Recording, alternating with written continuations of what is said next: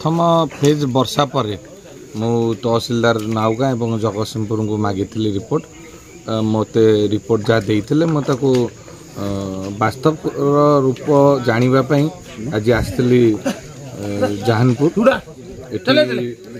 प्रथम जाइली जो आपणकर मोर चाषी भाई माने कोबी फसल कर 1 नंबर कोबीर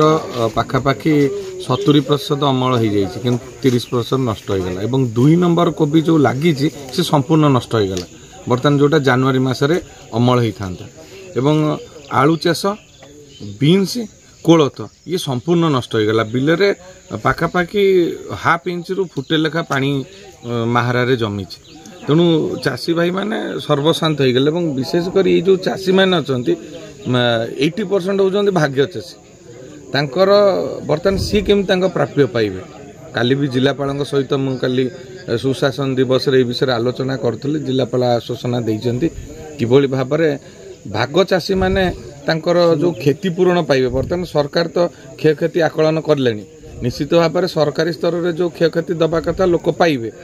किंतु जे भाग चाषी सी केमी पाइब ये गोटे बड़ समस्या है कारण जहाँ ना जमी अच्छी अकाउंट को पलि किंतु जे प्रकृत में खटी पैसा खर्च करी महाजन धार उधार आनी पैसा बर्तमान सी केमी प्राप्य पाइबे ये हूँ बड़ चिंता एवं एबे धान जमी सब बुलिक देखु धान फसल जो मैंने काटिक बिले रखी उठे पारि ना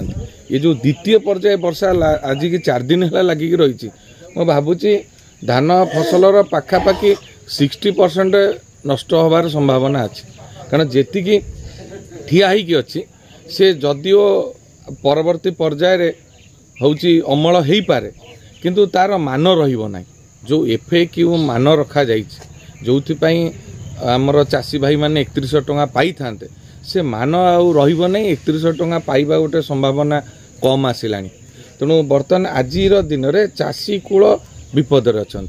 चाषी भाई माने विपदर अच्छा आ विशेषकर भाग चाषी माने